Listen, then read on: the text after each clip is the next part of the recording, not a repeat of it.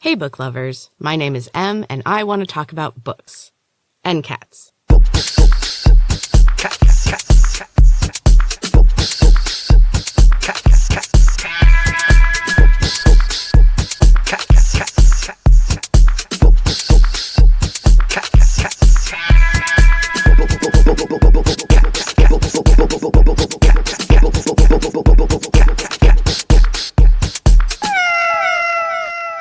Welcome back, book lovers. So I saw a kind of fun meme the other day that was different names for people who read a lot.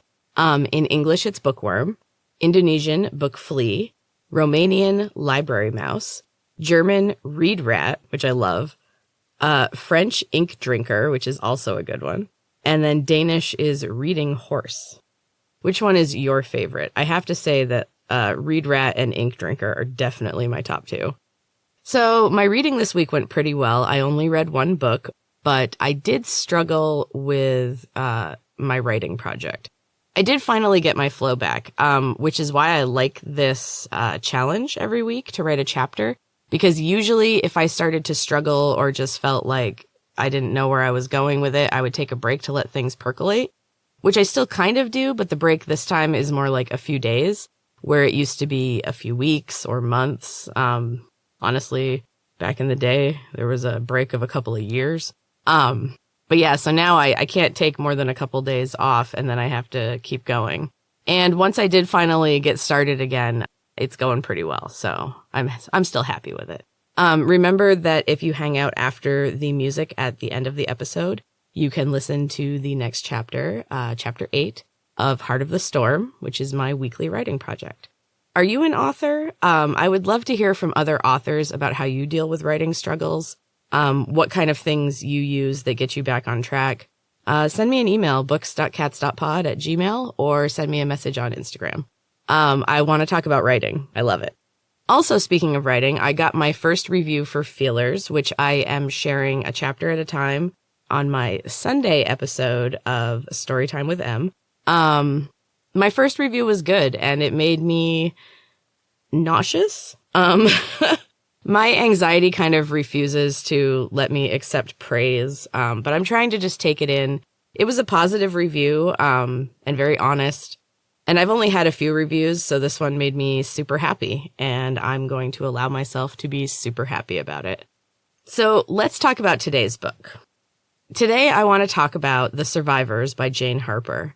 I was so excited to read this book. I got it for my January book of the month, and I'd read some really good reviews. It was not quite what I was expecting, but then I still really enjoyed it. I think I enjoyed it more than what I thought it was going to be.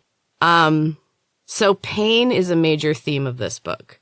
12 years earlier, a massive storm hit Evelyn Bay in Tasmania. Kieran was trapped as the sea rose, and as his brother and his brother's best friend tried to reach him, their boat capsized and they were killed. Kieran survived. His guilt and people gossiping around town send him to school in Australia, where he tries to escape the tremendous sadness and guilt he feels over his brother Finn's death. He ends up meeting a girl from his hometown. She was younger than him and they didn't know each other from before, but she was actually best friends with another casualty of the storm. Her friend Gabby went missing that night, and only her backpack was found. A dozen years later, Kieran and Maya return with their daughter Audrey. Kieran's father has dementia and has become more than his mother can handle. They are there to help her move him into a home and her into an apartment. The setting for this is amazing. It's in Tasmania, as I said. His parents' house is right on the beach. Most of the characters are right on the beach. Everything takes place kind of around this beach and the caves around it and the one restaurant near it. It's so good. It makes me really want to go to Tasmania. So on the first night of their return, they meet up with Kieran's old friends and meet Olivia's roommate, Bronte, which I love as a name. I'm kind of bummed I'm not having any more kids just because I would love to have a kid named Bronte. The next morning, Bronte is found dead on the beach and the entire close-knit community is torn apart. I love the characters in this book. They are all desperately flawed and have made some really poor choices. I love seeing the varied ways that they have lived with the trauma that the storm brought 12 years before. And it makes absolutely everyone in the story a suspect. I feel like there were a few loose ends in this story, but it just kind of made it seem even more real. I mean, after a tragedy, there's rarely a neat ending. There's always a few things left blowing in the wind. This book's ending wraps up almost everything, though, and I found the ending pretty satisfying. I think maybe because I'm used to things that are a little more dramatic, this seemed really tame and almost kind of silly. But I guess that's sometimes how life goes. A small silly thing can flip and suddenly have devastating consequences. I highly recommend this book. I read it in 2 days, and only because I had to get some sleep in between. It took me a bit to get going, and then suddenly I was 3/4 of the way through the book and had no intention of putting it down until I was done. If you have read this book and want to discuss it further, send me a message because I would love to talk about it so much more, but I don't want to give anything away on here because I really want people to read it. A couple other things that I loved, like I said, the setting. I miss the ocean so much. I think if I can say, like, one of the things that's been the worst for us with quarantine is not being able to go to the ocean every summer. I also loved the caves that are in the story. They're on the ocean and they are just fascinating and, of course, also somewhat terrifying. I have real conflicted feelings about caves because I find them so cool and just so scary. The other thing that I loved was that Kieran's mother was named Verity, which I also adore as a name. Jane Harper really hit it out of the park with the names in this book. She also kind of wrote herself into the story, which I love. Not a huge character, but if you read her, about the author panel in the back of the book, you can see which character she is. So definitely check this one out. It is emotional and thrilling and just really, really well done. And now it's time for a quick break. Hey, cat lovers. Are you looking for a special treat for your favorite furry friends?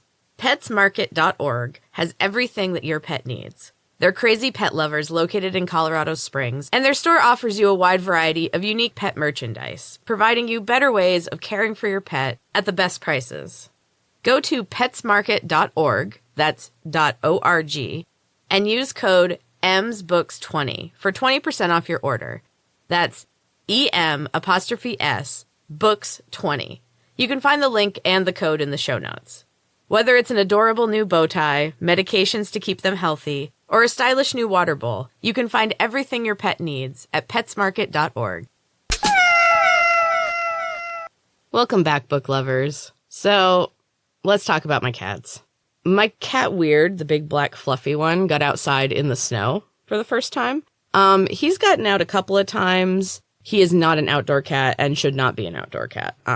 He just doesn't have those skills.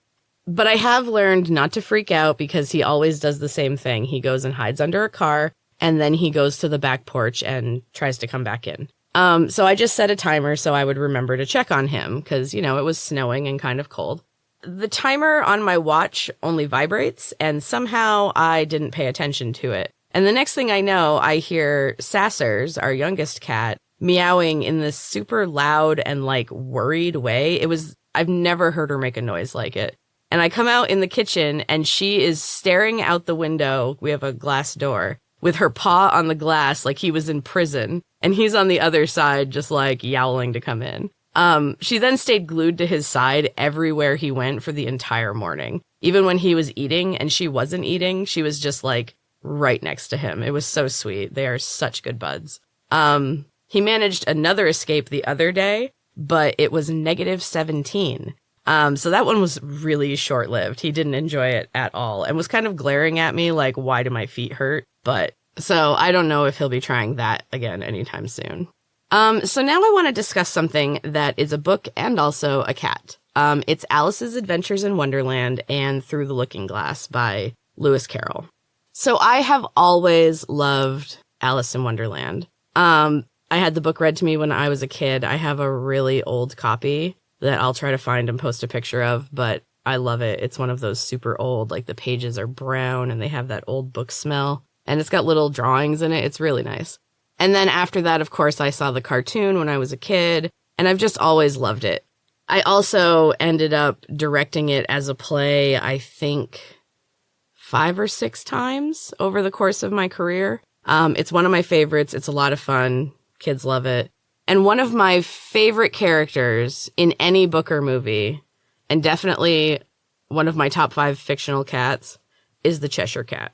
My dad liked him too, and so it always makes me think of him whenever I see anything about the Cheshire Cat. I like him because he's kind of tricky, and he doesn't give a straight answer, and you gotta love the gigantic smile and the fact that he can disappear. The Cheshire Cat was also on one of my favorite t-shirts. It's an old one from $6 shirts, and it says, "We're all mad here," with this, like, crazy-looking cat. I've worn it until it is basically a rag at this point, and I only wear it for at-home workouts. But still, I love it. I saw a really cool tattoo once that used blacklight ink. So in the regular ink, they did just the Cheshire Cat's smile, and then under blacklight, you could see the rest of him done in the blacklight ink. It was so cool. So, like I said, I'm mostly talking about the cartoon one. I loved it as a kid, and while I adore the new movies for other reasons, the cartoon Cheshire Cat will always be my favorite. Sorry, Whoopi. Although props to Whoopi, because when I looked up actors who have played the Cheshire Cat, she is the only woman listed. And I know technically the Cheshire Cat's supposed to be male, but it just seems like they would have cast a woman before now as the Cheshire Cat. There was a lot of them. So for this week's quote of the week, I wanted to do a Cheshire Cat quote, or at least something from Lewis Carroll. So I looked up quotes from the Cheshire Cat, and they say that they're all from him, but honestly, I am not sure if they actually were said by him, or if they're just from the book. So I chose 2. "Only a few find the way. Some don't recognize it when they do. Some don't ever want to." I just like that one. And then the other one is, "Every adventure requires a first step." So think about that. I'll see you in Wonderland. If you haven't checked out the Books and Cats merch, I have some pretty cool stuff featuring some of the podcast art. Really nice mugs. I just got myself a couple of mugs, and I really like them. I also got mugs from another, like, pretty big podcast, and all of the lettering came off, like, immediately. So I'm pretty psyched that mine are just, like, in the glass, nothing can come off. There's also shirts and pet hoodies and all kinds of fun stuff. Also, don't forget that if you wait until after the music, you can hear Chapter 8 of Heart of the Storm, my weekly writing project. I'm especially happy with this chapter. We're really starting to get into the action now, so things are going to get exciting. If you haven't had a chance to review my podcast, I would really appreciate it. And also tell your friends. I want more and more people to listen and share our love of books and cats. Thank you so much to everyone who is already listening. Again, send me a message if you want to chat about books or cats or writing, any of it. And until next time, keep reading.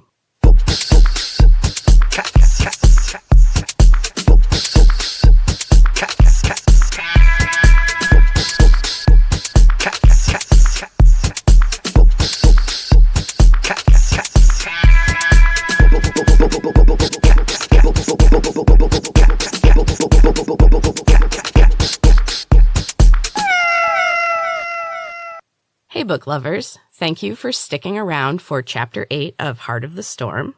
Let's get to it. Mina needed a break from the valley. Her displeasure with Manx and the concern over the missing girl were making her frown, and she couldn't risk the wrinkles. She was a mature beauty now, something that made her skin crawl, but she had to admit the truth of it. She still didn't look her age. Mina had learned the arts of eternal youth long ago. It was a daunting process, and she did what she could to avoid it for as long as possible. A long black car pulled up in front of the cafe, and Mina downed the remains of her Americano and stepped out onto the bustling sidewalks. Her guards parted the crowd, and she moved to the car with no incidents. Mina was well known in the valley. Her magic was undeniable. It glowed around her like an aura of purple rage. Those that could see it avoided her if they could. Everyone feared her. Now. That hadn't always been the case. Her aura had not always been dark. There had been a time when she was truly youthful, when she was loved and could still give love in return. She settled herself in the comfortable darkness and uncorked a small bottle of thick, dark liquid. She took a long drink and felt the effects almost immediately. A second swig made every nerve in her body dance. She had made the choices she made. They all had. Now they had to live with it. The laughter went on for a long time. Harper's fear began to slowly give way to irritation. She groped through the darkness, clutching the knife in one hand and feeling for a light switch, while the stranger continued their deranged laughter. "Stop!" Harper screamed, and the stranger fell silent. The sudden silence was heavy and tense. Harper waited. She was unaware she was holding her breath until her lungs began to burn, but she didn't want to break this tenuous silence. Harper wished the stranger would make some sound, anything to indicate where they were. With the sudden abrupt laugh from the stranger, every candle in the room was suddenly aflame, and it filled the room with a dim, flickering light. The stranger still knelt beside Lottie, but the dark eyes that glittered from the shadows of their hood were trained on Harper. The stranger slowly stood and removed their hood. The firelight revealed the shiny, long black hair that hung like a curtain over the stranger's face. They pulled it back into a ponytail, and the face had strong features with a prominent chin and cheekbones. The skin was porcelain white and smooth. Harper felt the urge to touch it, gently with just her fingertip. Somehow she thought it would be cool to the touch. This stranger seemed like something more than a normal human, more than your basic witch. The stranger laughed again, and Harper sighed with annoyance. Is that all you can do? Laugh? The stranger stopped laughing, and there was a cold glint in their eye. "What are you?" Harper asked. She immediately regretted her odd choice of words, but the stranger smiled. The murderous glint was gone for now. "That is an interesting question," the stranger responded. Their voice was low and melodic, and Harper felt nervous butterflies at the sound. The stranger moved around the room to a plush lavender chaise and stretched out comfortably. "I am many things. I don't agree with the severe categorization of humans. Nothing is black and white. Everything has at least a little gray. That's how humanity survives." They moved their hand through the air, painting it with wisps of blue and purple smoke. The smoke circled the room, coating the walls and completely obscuring the windows and the door to the store below. "What's your name?" Harper asked. The stranger watched the smoke moving about the room. They did not respond until the entire room was covered. Then they turned their dark gaze on Harper. The girl felt a sudden nausea in the pit of her stomach when their eyes met. "You may call me Maz," the stranger said. "Lottie is my sister, in a way. And you, my dear Harper, are at the center of something big, something incredibly dangerous. I hope you're ready." Harper could not tear her eyes away from Maz. She felt her face go cold as the blood rushed away from it, and she fainted into a black void. Kevo watched his mother standing at the window. Her face was tinged with purple from the light of the bright Muscle House sign that hung above the door. The woman was a being of pure rage, and Kevo had been witness to so many outbursts that he barely noticed them anymore. Kiki was a Karen if he'd ever seen one. Sure, she was a special type of Karen that could only exist in the valley, where magic and reality were blended inextricably together. Kevo thought that this type was probably the worst. He'd never met anyone as angry as his mother. She stood with her hand on the glass. Her nails tapped an unsteady rhythm as she poured hatred out into the darkness beyond the pool of purple light. Kevo's father watched her closely, too. He was a quiet man, happy to do whatever his wife requested. He was also the only one who could calm her down during one of her rages, and he was always watching, always ready to soothe her. Sometimes, though, he would stoke the flames of her anger. He enjoyed her volatile nature and the destruction that flowed in her wake. Kevo's father was a cruel man, and far worse than his wife when he wanted to be. Kiki straightened suddenly and took in a sharp breath. Kevo and his father both stood, tensed and ready for whatever would follow. Without another sound, she sprinted out of the gym and bounded lithely over the hood of a parked car. The street was thankfully empty as she dashed across, her arms pumped by her sides as she ran full speed at a young woman standing on the other side of the street, and tackled her to the ground. Mina's car pulled up outside a run-down building on the very edge of the valley. It had once been a factory long ago, and its crumbling foundation hung precariously over the sluggish brown river that separated the valley from the rest of the world. There were only 2 entry points to the valley, and the slow river was deceptive. The water could rise suddenly and move swiftly, and there was magical work at play as well. There was no safe crossing point. Even the bridges on the eastern and western edges of the valley were shifty and dangerous. Mina sighed and donned her oversized sunglasses as one of her beefy guards opened the door of the car. This stop was another irritating necessity, and Mina dreaded it even more than working with a slimeball like Manx. The gravel crunched under her heels, and she cursed the uselessness of fashion.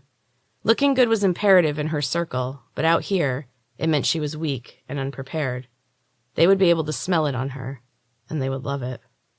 Mina pulled open the dented door and steeled herself to not react to the screech of rusted metal. Few dared to come out this far. The ones that tried rarely made it inside. The music, if that's what this noise was supposed to be, was blaring from a large, open room near the back of the factory. Mina followed the growing din down a dusty, graffitied hallway and a short set of creaky metal stairs. The girls were running wildly around the room to the deafening pulse of the harsh electronic music. Mina wanted to cover her ears, but she remained still. It would not do her any good to show these vultures any weakness. She smirked to herself as she watched their wild melee. Vultures was a perfect comparison. These three were the worst. They fed on pain and death and sorrow and carnage. They called themselves V3, an ancient girl group kept youthful for far too long by magic that few now remembered. They finally noticed her, and their wild circles slowed to a stop. Their shrieks ceased, and the volume of the music lowered as if by an unseen hand. The prettiest girl, the blonde with the bright smile, stepped forward and held out her hand to Mina. "Madam?" She grinned and bowed her head when Mina took her hand. The other two curtsied behind her. They were also grinning. Mina knew this was sarcasm. There was very little these monsters respected. They only dealt with Mina because they had to. Ancient orders. Or it felt that way to Mina. 2 decades was all that had truly passed, a blink in time compared to the lives of the creatures smiling at her. "The usual?" the blonde one crooned. Her eyes sparkled mischievously, and the other two giggled behind her. "No," Mina said. Her voice came out harsher than she'd intended. "No," she tried again. "Well, yes, that too, but I also need to cross." The blonde girl wrinkled her perfectly freckled nose and tilted her head, examining Mina with apparent curiosity. I'm not sure," she teased. "No one's supposed to cross without permission." "I have permission. You know I do." Mina was tired of their games and their stupid grinning faces. The blonde one swung her head slowly side to side. The other two followed her motion and swayed in unison. Their smiles had grown unnaturally wide, showing their sharp, needle-like teeth. "Nope, not anymore," grinned the blonde one. "Your old standing permissions are void. There's a new queen in the valley." "Not yet." Mina tried to keep the tremor from her voice, but the girls leaned in closer, sensing her fear. "She's not yet queen. You must let me leave." V3 erupted into musical laughter that would have sounded pleasant in a different situation. They even harmonized. The girl with the piercing green eyes stepped forward and handed Mina a silver flask. Her smirk sent a cold wave of nausea through Mina, and she pocketed the flask quickly, turning her face away from her shame. The blonde girl stroked her hair. Her touch made Mina uncomfortable, but she endured. "It's time for someone new. Don't you see it, old one?" She crooned as her fingers worked deeper into Mina's hair. "I'm younger than you," Mina said, pulling away. The girl's nails dragged painfully across her scalp. "Who says the new queen will allow you foul wretches to remain?" The girls surrounded her, but Mina was no longer afraid. They were right. She couldn't leave. There was no point in running now. The end was here. Time to switch tactics. Time for survival mode. Mina backed away from the menacing trio. They grinned but made no move to attack. She backed all the way out of the room, up the metal stairs, and down the filthy hallway. She backed out the front door with its hideous shriek of rusted hinges. When the fresh air hit her face, she turned and ran for the car. Her guard was there, holding the door open for her. She dove inside the safe, comforting darkness, and sighed with relief as the door shut behind her. The car started to move away, and Mina settled into the comfortable seat with a heavy sigh. She took the silver flask from her pocket and removed the cap. The tangy smell filled the car immediately, and she began to salivate. That made Mina pause. This was a fairly new development. Her mouth had begun watering every time she smelled it. She wasn't comfortable with that fact, but it was the truth. Was she actually one step closer to being like those hideous girls in the factory? They had grown so horrific in the time she had known them. It had been about 20 years, and in that time, the bubbly, picture-perfect masks had deteriorated rapidly. The girls had kept their youthful beauty for centuries, but something had changed in the past couple decades. When the Queen passed, the world had spiraled for a while. The outside world barely noticed. A few extra hurricanes, more violence, more starvation. It barely registered on social media. The valley had it much worse. The Queen had been the center, the one who held it all together and ruled with wisdom far beyond her relatively youthful age. She was the youngest to become queen at that time. This new one would be even younger. The car screeched to a stop, and Mina was thrown forward off her plush seat. The flask flew into the air and spun in a wide circle, decorating the inside of the car with bright red swirls. And that is the end of Chapter 8, Book Lovers. Thank you so much for sticking around and listening to the newest chapter of Heart of the Storm, and I will see you next week with Chapter 9. And until then, keep reading.